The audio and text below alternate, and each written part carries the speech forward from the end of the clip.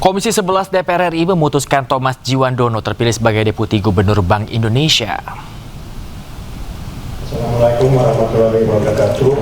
Setelah selesai melakukan proses kelayakan dan kepatutan atau fit and proper test, Thomas Djiwandono dinyatakan layak menjabat sebagai Deputi Gubernur Bank Indonesia untuk 5 tahun ke depan. Keputusan tersebut diumumkan oleh Ketua Komisi 11 DPR RI, Muhammad Misbahkun. Misbahkun juga menyebut keputusan tersebut diambil berdasarkan kesepakatan bersama para pimpinan komisi serta seluruh fraksi partai politik. Usai terpilih, Thomas Djiwandono tegaskan independensi Bank Indonesia dan sampaikan optimisme ke depan. Saya menekankan bahwa sinergi fiskal dan moneter itu sangat penting untuk pertumbuhan ekonomi ke depan dan sangat bisa karena kondisi ekonomi kita sedang baik dan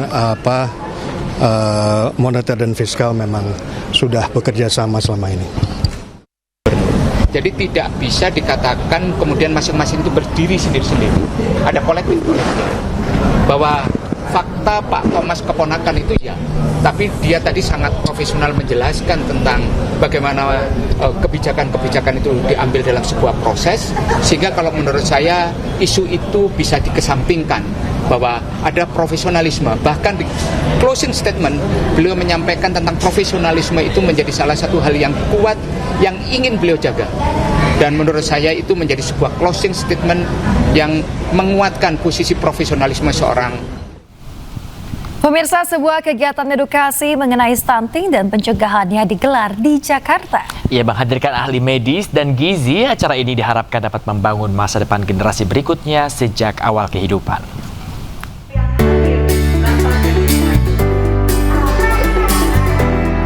Yayasan Komunitas Perempuan Peduli dan Berbagi (KPPB) menggelar acara bertemakan Gerakan 1000 Hari Cinta Ibu Sehat Anak Cerdas.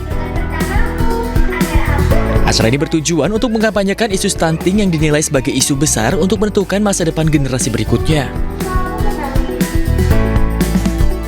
Yang kita angkat ini adalah masalah bagaimana 1000 hari pertama kehidupan itu sebagai salah satu periode emas yang sangat penting, yang sangat krusial terhadap pencegahan stunting. Dihadiri 2000 peserta, acara ini juga memberikan bantuan dan manfaat yang diterima langsung oleh para perempuan prasejahtera dan usia subur. Para peserta juga diedukasi melalui talk show bersama para dokter, konselor laktasi, dan juga psikolog anak. Lebih dari itu, sebuah film pendek juga ditayangkan sebagai medium edukasi mengenai bahaya stunting dan pencegahannya. Mencegah stunting itu adalah kita bicara tentang gerebek massal. Gerebek massal itu artinya nggak bisa cuman kamu benahi anemi saja, nggak bisa benahi soal menyusu saja, nggak bisa benahi soal cakupan imunisasi saja. Jadi semuanya harus sekaligus. Ini tuh benar-benar kalau dalam bahasa Inggrisnya it takes a village. Ini nih butuh bareng-bareng, nggak bisa dikerjakan oleh satu orang aja atau satu pihak aja. Jadi saya sih berharapnya ini beneran jadi kesadaran kita semua untuk melakukan sesuatu, terutama laki-lakinya. Harapannya, kegiatan ini dapat menjadi ruang edukasi khususnya bagi ibu dan perempuan tentang pencegahan stunting serta keseimbangan gizi sejak awal kehidupan. Dari Jakarta, Berliana Mileni, Sutrisno, A-News melaporkan. Pemirsa, Kapolri Jenderal Listio Sigit Prabowo menolak dengan tegas ide yang menempatkan Polri di bawah kementerian.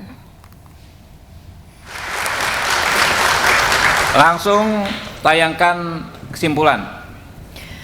Di akhir rapat kerja bersama Komisi 3 DPR RI, Jenderal Listio Sigit tegas menolak penempatan Polri di bawah kementerian karena dinilai akan melemahkan institusi Polri bahkan Presiden RI. Kementerian yang kemudian tidak mau. Kapolri awalnya berterima kasih kepada para fraksi DPR RI yang telah menyatakan dukungan agar Polri tetap di bawah Presiden RI dan keterlibatan DPR dalam fungsi pengawasan polisi yang tetap harus dijalankan.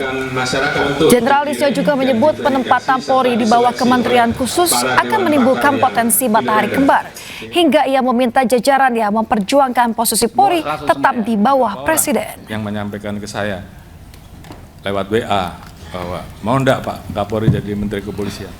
Kesimpulan. Mohon maaf Bapak-bapak dan Ibu-ibu sekalian, kami tentunya institusi Polri menolak kalau sampai ada usulan Polri berada di bawah kementerian khusus.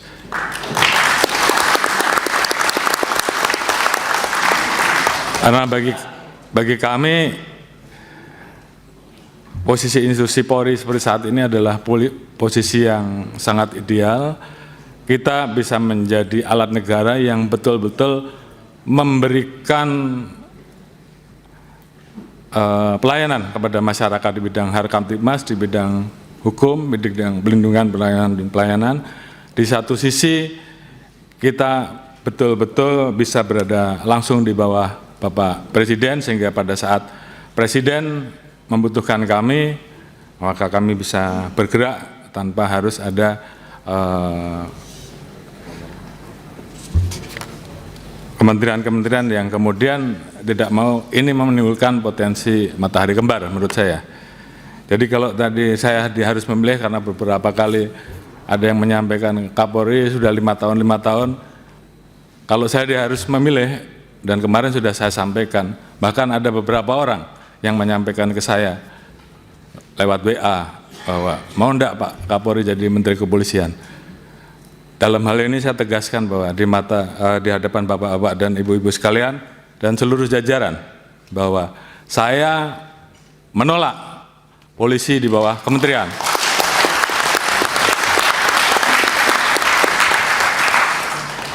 Dan kalaupun saya yang menjadi Menteri Kepolisian, saya lebih baik menjadi petani saja. Oh iya, ini menyala nih Pak Kapolri, benar. Oleh karena itu,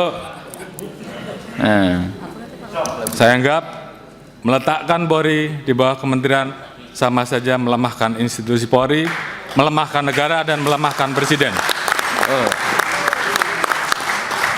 Oleh karena itu, apabila ada pilihan, apakah polisi tetap berada di bawah Presiden atau polisi tetap di bawah Presiden namun ada Menteri Kepolisian, Kapolri tetap memimpin, saya memilih Kapolri saja yang dicopot.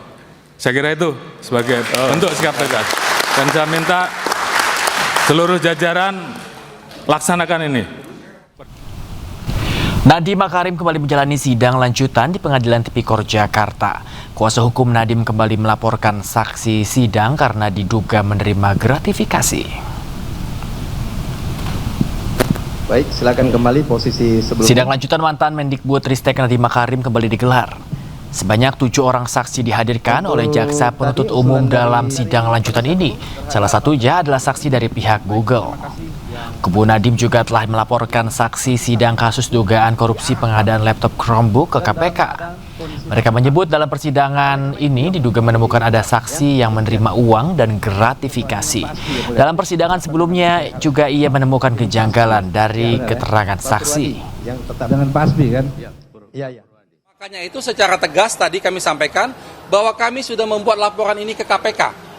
Kami meminta KPK memeriksa apakah layak orang-orang tersebut untuk dilanjutkan perkaranya dan terhadap mereka yang membiarkan ini terjadi, gratifikasi ini terjadi dan dibebaskan juga diperiksa. Itu yang kita minta ke KPK. Yang dilaporkan siapa aja Pak? Mungkin boleh disebutkan. Nama-nama saksi yang menerima uang, ada 3 kemarin dan hari ini tambah lagi juga saksi yang